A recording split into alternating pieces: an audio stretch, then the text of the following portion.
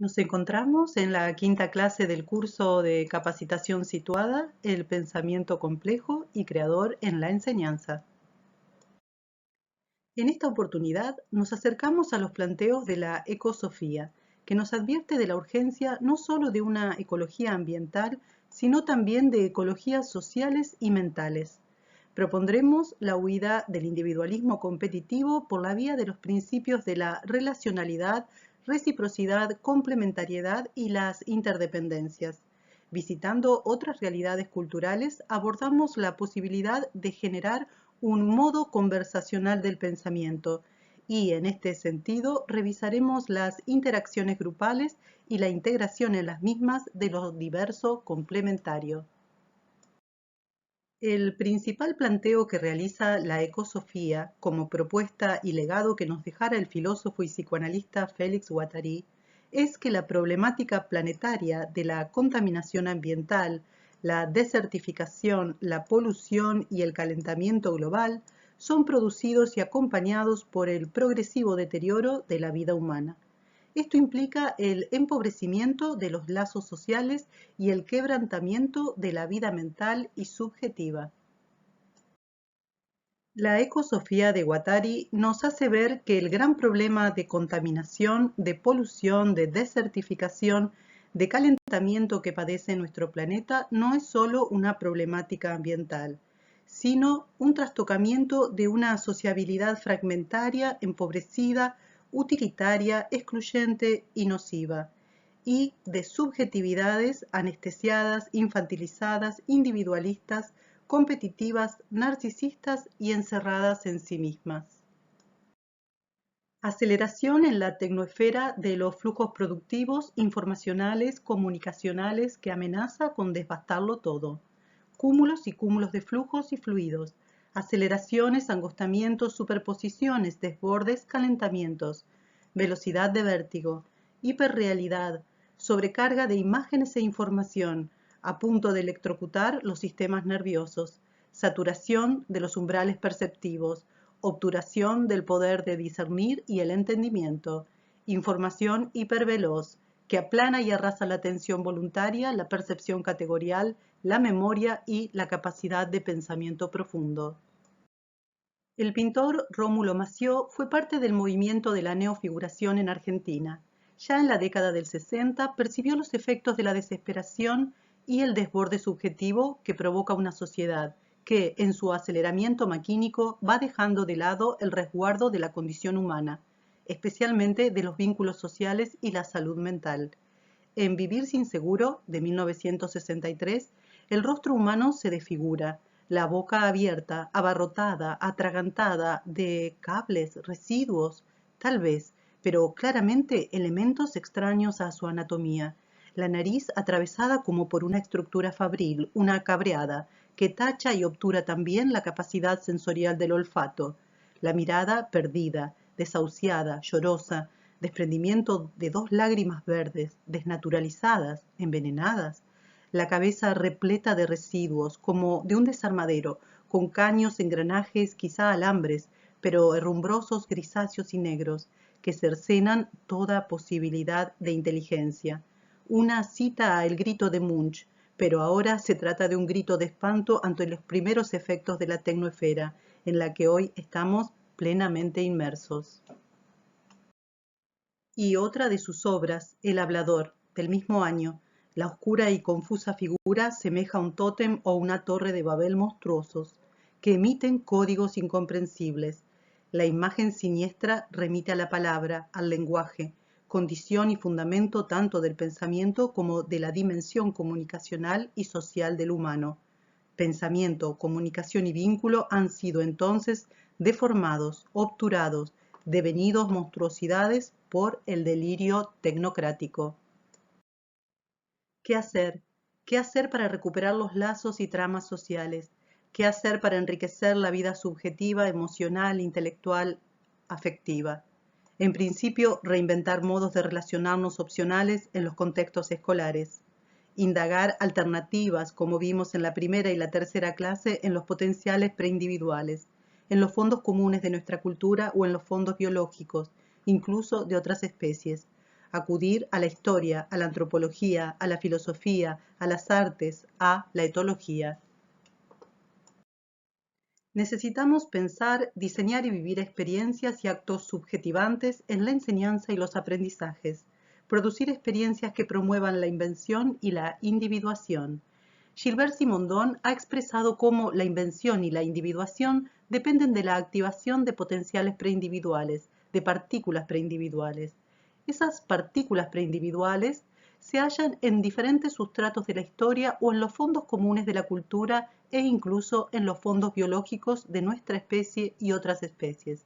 Simondon los llama preindividuales porque son partículas heterogéneas que se desprenden del lenguaje, de las mentalidades, de los modos perceptivos, de los modos de producción, de las formas de organización social, de las diferentes culturas o de los diferentes modos de existencia.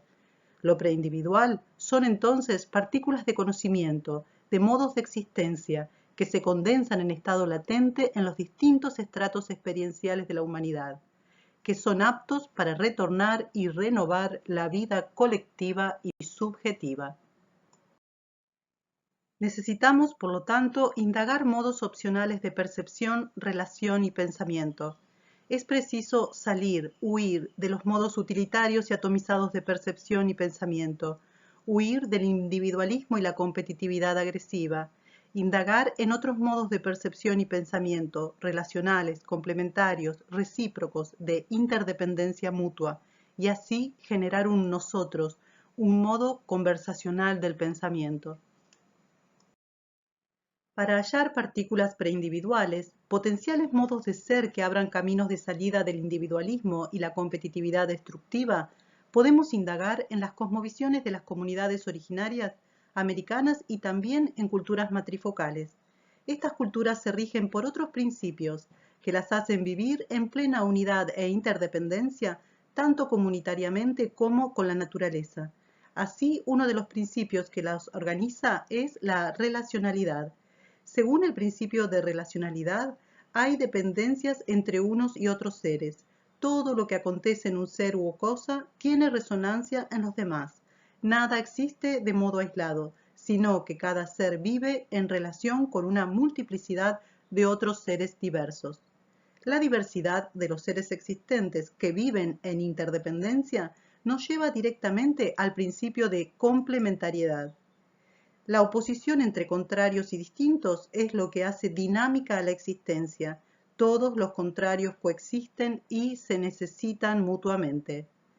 El principio de reciprocidad habla acerca de la naturaleza y el cosmos, en el que cada acto, otro acto retribuye, devuelve o responde lo que éste aporta. Pero todo acto tiene resonancias no solo a nivel de lo humano, sino en los distintos planos de lo cósmico. Por eso, en general, podemos decir que estas comunidades viven de acuerdo al principio de interdependencia mutua. Al contrario de nuestras lógicas, en donde en nuestras sociedades se persigue el primer lugar, el éxito individual, y se compite ferozmente para lograrlo, estos pueblos se organizan, coordinan sus diferencias y, colaborando entre todos, piensan en alcanzar una meta común que mejore la vida de todos y de cada quien en su singularidad. En 1963, con motivo de la reinauguración de la Escuela de Antropología e Historia de México, Leonora Carrington pinta El mundo mágico de los mayas. Para realizar esta obra, Leonora Carrington pasó 6 meses entre las comunidades mayas de Yucatán, más precisamente en San Cristóbal de las Casas. Allí exploró sus cosmovisiones, observó sus tradiciones, la medicina herbolaria, los cultos de la vida cotidiana. El mundo mágico de los mayas es una composición que a primera vista nos presenta ese mundo de las interdependencias, con una gran multiplicidad de seres que habitan o transitan por los diferentes dominios. Para nuestra sorpresa, podemos admirar el plano del inframundo debajo del de la vida cotidiana de los humanos. Luego, el trajinar diario de los celtales, tzotziles, tojolabales y los chooles, las comunidades mayas en sus cultos, en su vivir y trabajar, en sus sanaciones, y en la parte superior y el cielo, los astros y seres mitológicos que coexisten en relación con los planos inferiores. El inframundo es denominado Kati-Bak y es presidido por Xibalba, la deidad jaguar de un solo ojo. En el inframundo están los ancestros, los seres del pasado, pero un pasado que no es el pasado como para nuestra cultura.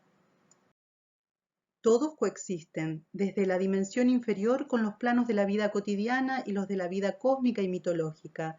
Por eso Leonora Carrington los representa en actividad, en movimiento. Hay quien mira, hay quien repta, hay quien incluso corre. Con el inframundo conectan las raíces del árbol sagrado de los mayas, la ceiba. Esta planta es clave en la comprensión relacional e interdependiente de la existencia para los mayas. Por eso a ella acuden en bandada los búhos, que en una carrera desde el plano celestial de los astros y las deidades parecen buscar refugio entre sus ramas, y toda ella, representada en blanco por Carrington, parece agitarse en la energía que condensa y emana. Tal vez por eso mismo, en su proximidad y en los bordes del inframundo Katibac, encontramos un recinto de sanación donde se atiende a un enfermo que yace en una cama. En la parte central media del cuadro se aprecia una catedral y quizá un convento de la época colonial, y vemos la larga procesión que protagonizan los pobladores de Chiapas. Pero sobre ellas, en un plano más elevado al nivel de los astros y de los dioses mitológicos, se levanta una cruz antropomorfa maya. En ese espacio aéreo un arco iris conecta ambos lados del mural. La luna, color azul pálido, es el principio femenino que se dirige lentamente a su cenit. El Sol, símbolo de lo masculino, tapado por una delgada nube oscura, y Venus, el planeta vespertino resplandeciente, ligado a Cuculcán, que es también Quetzalcóatl para los toltecas y aztecas, en su forma de serpiente emplumada. Finalmente, en el cielo y a la derecha, de múltiples colores brillantes, una divinidad que es el ancestro del colibrí. Integra así la escena desde el plano mágico astral. Carrington nos presenta una realidad interconectada, donde lo ancestral y pasado están presentes y son incluso el cimiento, la base y la vida energética sobre la que acontece la cotidianeidad de los mayas, donde lo astral y las deidades del plano celestial aportan sus presencias, ritmos, luminosidades y colores al trajinar de la jornada. Así representa la pintora al mundo mágico de los mayas. Estos pueblos piensan y actúan desde una conciencia que concibe la íntima interrelación que existe entre el ser humano, la naturaleza y las fuerzas cósmicas. Así viven una experiencia de totalidad, de unión plena con el resto de lo existente, relación de transversalidad entre los distintos planos de la realidad, que implica una dependencia mutua. Pues, por ser esta realidad tan distante a la nuestra, realidad fragmentada, racionalmente dividida, constituye para nosotros un mundo opcional, del que podemos tomar partículas de modo de ser, de pensar, de relacionarse. En una concepción semejante a la de las comunidades originarias americanas están las sociedades matrifocales, por ejemplo, de los Minangkabau en Indonesia. Ana Boyer, antropóloga y fotoperiodista, visita, convive y entrevista a integrantes de comunidades matrifocales. En África a los Bigajó de Guinea-Bissau, en China a los Mosuo, en México a las mujeres de Juchitán y en Sumatra a los Minangkabau. Los Minangkabau llegaron a Sumatra hace más de 2500 años y se asentaron en las laderas del volcán Merapi. El Adat, su religión o creencia, se fundamenta en una concepción animista del mundo. En él, Bundo Kanduan es considerada la madre originaria de todo lo que existe, aquella que supo conciliar y reunir en armonía a los seres diversos. La educación que reciben tanto los niños como las niñas es la misma. Ambos son formados en la amistad y en los lazos de solidaridad del grupo. Se les hace usar un lenguaje delicado y sutil, y hay mucho diálogo y reflexión que les permiten desde los primeros años aprender a reconocer los errores cometidos. No hay castigo en la educación de los Minangkabau, y toda la sociedad educa con el ejemplo. En la sociedad matrifocal de los Minangkabau, el poder no impone ni somete, sino que genera diálogo y aconseja. Existe la figura de la Bundo Canduán, que es una mujer de la comunidad barrial que trabaja con las demás mujeres los problemas de las familias. Su función es de consejera y mediadora. Es la referente de la sabiduría ancestral y representante de la madre originaria Bundo Canduán. Su tarea corresponde a un cargo político de mucho prestigio. También, y a escala menor, cada madre de familia es una Bundo Canduán. El mecanismo de resolución de conflictos que sigue la Bundokanduan es el siguiente. Cualquier mujer puede ir a plantear un conflicto de índole familiar. Ella escucha, guarda el secreto de la identidad de la consultante, pero expone el caso a todas las mujeres de la comunidad. Entre todas van opinando y así construyen una visión más amplia de las posibilidades de resolución.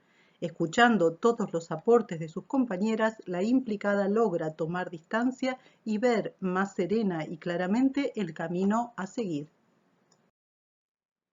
Este reconocimiento que tienen los Minacambau por la sabiduría de las mujeres mayores nos muestra que el poder se ejerce no para imponer ni dominar ni someter, sino para aconsejar.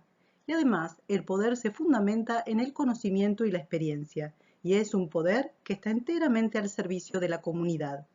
Este grupo humano establece relaciones transindividuales, en donde todas están en un gran y único rol compartido y transversal. Todas son Bundokanduan, hijas de la originaria Bundokanduan, y crean mediante el diálogo ese pensamiento de muchas, movilizando todas las potencias de lo colectivo. Entonces, en esos diálogos, abren y suman las perspectivas de todas, pero no deciden finalmente cuál es la mejor de las opciones. No proponen una única verdad ni votan por la más aceptada.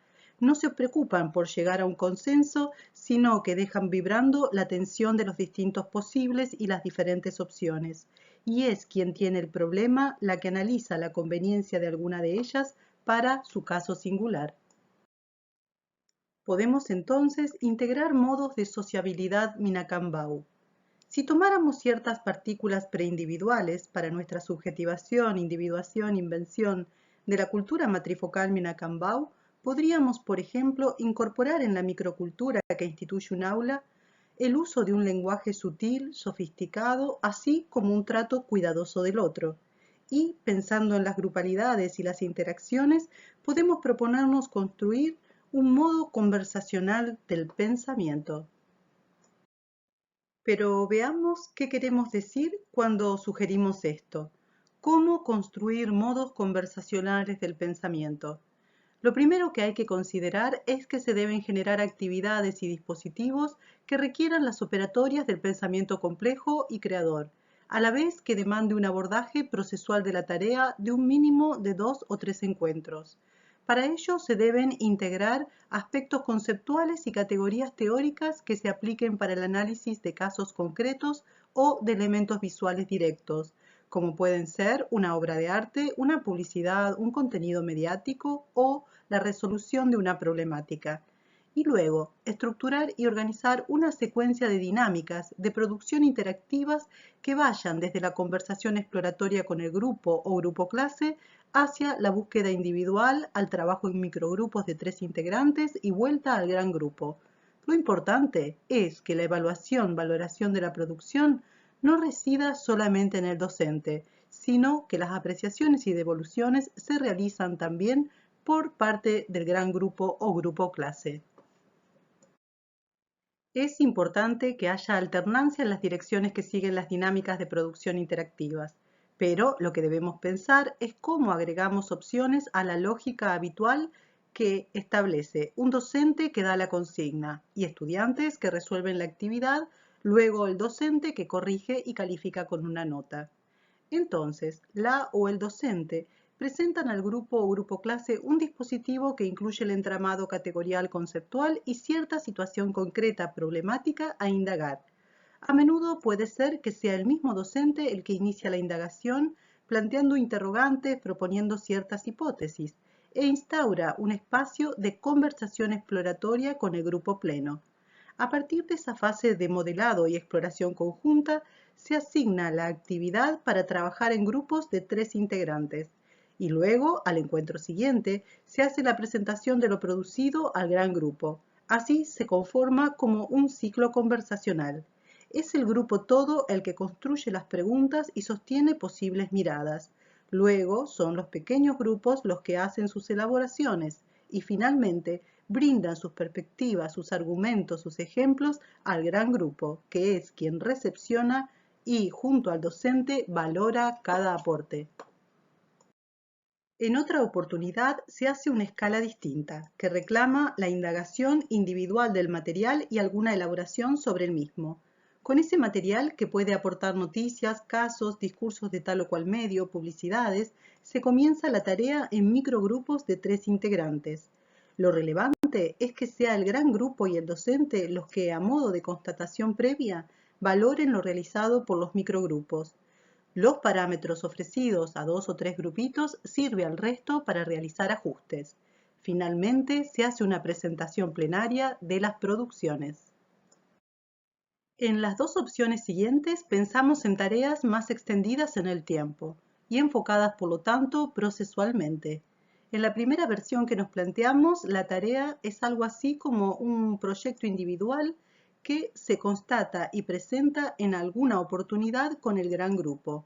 Además de mostrar los avances de la actividad, el gran grupo junto al docente escucha y ayuda a pensar inquietudes, modos de continuar la tarea. Se piensan y conversan entre todas y todos las dificultades. En este otro diseño, la tarea se propone en microgrupos de 3 integrantes cada uno, y en el gran grupo se producen las constataciones, las consultas, las sugerencias. Así, por esta modalidad, el gran grupo comparte inquietudes, tareas, valoraciones, opciones distintas, posibilidades de mejora. Revisemos ahora cuáles son las ventajas o cualidades de este modo conversacional del pensamiento. Esta modalidad de trabajo sostenida en el tiempo genera en los estudiantes una apertura a escuchar la apreciación y valoración del grupo de pares y los docentes, a la búsqueda de la mejora o profundización de las producciones. Asimismo, se llegará a desplegar una disponibilidad y disfrute de la expansión procesual del pensamiento y las elaboraciones propias, tanto individuales como compartidas grupalmente. En el hecho de que el grupo y el docente se constituyen en copensores, de que se incorporan las observaciones y sugerencias que los demás aportan, se apropian de un modo polifónico del pensamiento. El propio pensamiento incluye las voces ajenas que ayudaron a construirlo. Al ejercitarse en la mirada múltiple sobre un problema, podríamos incluso decir que se consolida paulatinamente una mirada multiperspectivista o poliédrica de los problemas, que ayuda a recorrer las diversas aristas o enfoque de los mismos. Pensemos también la función del disenso en el modo conversacional del pensamiento y en las interacciones grupales. Como veíamos en el caso de las mujeres Minacambau, cuando ellas aportan a la resolución de un problema, no buscan ni se interesan siquiera por alcanzar el consenso. No cierran ni descartan los múltiples modos de resolver la situación y más bien la dejan abierta. Hacen persistir la coexistencia de alternativas. De este modo construyen un nosotras que no homogeniza, sino que habilita las diferencias y las singularidades. La idea es que cuando se habilita el disenso y la multiplicidad de miradas, cuando mayor diversidad de perspectivas hay mayor potencia perceptiva, imaginativa y de resolución de problemas. Se trata, de algún modo, de empezar a querer y disfrutar la diferencia. Para relacionarnos buscamos una identificación con otro, es decir, tratamos de encontrar ese aspecto en el que el otro se nos parece y que de algún modo nos confirma nuestra forma de ser en nuestras creencias e ideas.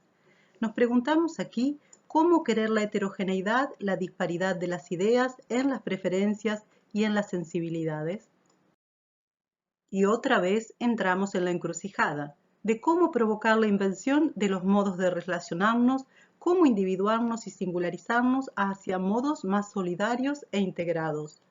Entonces, volvemos a recordar en activar potenciales preindividuales. Cuando tenemos que sumergirnos e indagar en los fondos comunes de la cultura, pero también podemos hacerlo en los fondos biológicos de la especie. Entonces podemos mirar en una doble dirección que nos lleva hacia otra cultura y también a la vida de relación en el mundo vegetal. Así haremos una visita para explorar la coexistencia de los diversos complementarios en la milpa maya. Ya nos adentramos en la cosmovisión del mundo mágico de los mayas que nos presentó la obra de Leonora Carrington. Ahora miremos los modos en que cultivan la tierra y obtienen sus alimentos vegetales los celtales, tzotziles, tojolabales y chooles. En los Altos de Chiapas, estas comunidades pertenecientes a la nación maya conocen la alianza o eficacia de las tres hermanas. Tres cultivos hermanados por afinidades complementarias, no por familia botánica. Los tres cultivos son el maíz, los frijoles o chauchas y la calabaza. Cada uno pertenece a una familia bien dispar. El maíz es de la familia de las gramíneas. La chaucha es de las leguminosas. Aquí ya tenemos una excelente asociación, pues el primero le otorgará a la chaucha la función tutorial. Le permitirá treparse y alcanzar la altura en su tallo, mientras que la chaucha, como buena leguminosa, le ofrecerá el nitrógeno que necesita, especialmente en su fase de crecimiento. A su vez, entre el maíz y las chauchas, ofrecerán sombra a la calabaza, y esta, que es la que menos aporta, pero no daña, se extenderá por el suelo aprovechando su condición rastrera y horizontal para mantener la humedad. Digamos que la calabaza, al igual que el pepino y el melón, pertenecen a la familia de las cucurbitáceas. Esto significa que crecen en cualquier lugar y se asocian con flexibilidad a otras parentelas. En esta sociedad legendaria entre tres cultivos notablemente disímiles, podemos aprender las relaciones recíprocas mutuamente solidarias que pueden entablar los seres diversos. Se trata de aprender las potencialidades de la asociación entre disímiles. En un grupo en donde todos comparten las mismas preferencias, tienen los mismos intereses e ideas, no hay retroalimentación con un afuera diverso. Lo más probable es que no haya dinamismo en sus concepciones y perspectivas. Probablemente permanezcan en un sociocentrismo que los complazca en esa identificación con lo mismo que entre todos comparten. Pero esta complacencia y sensación de seguridad por la confirmación que cada uno devuelve como un espejo a los otros es un freno en el proceso de individuación. Hay riqueza en los intercambios cuando hay mayor discrepancia entre los modos de ser. Se trata así de un aprendizaje de la distinción complementaria del otro. La distinción, la discrepancia del otro interpela al yo.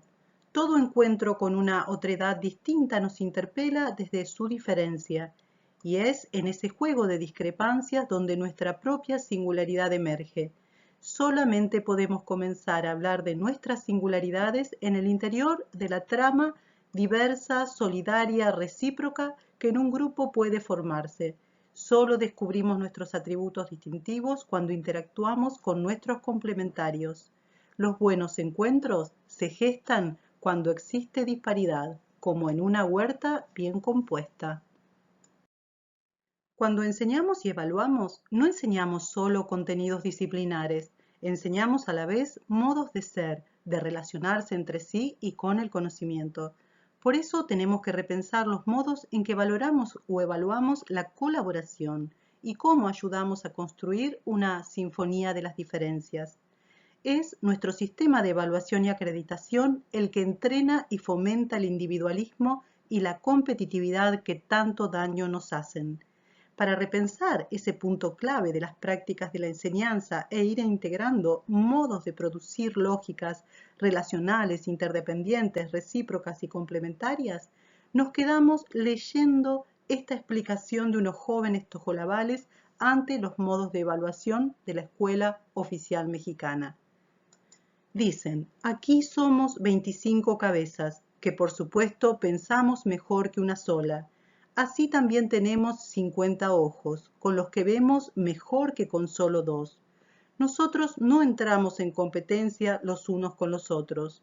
Los problemas en la vida real son tales que requieren la mejor solución, y para esta se recomienda la presencia de la comunidad reunida y no al individuo aislado.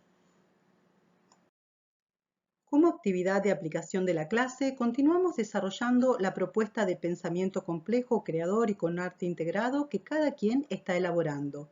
Pero ahora vamos a diseñar conjuntamente para la misma una dinámica que incluya un modo conversacional del pensamiento, algún sistema de interacción multidireccional que contemple la construcción de un nosotros diverso y complementario. Tal como les dije en la primera clase, esta grabación constituye el espacio teórico y previo del otro espacio verdaderamente importante, que es el lugar de la construcción colaborativa de diseños y experiencias. Queda hecha la invitación.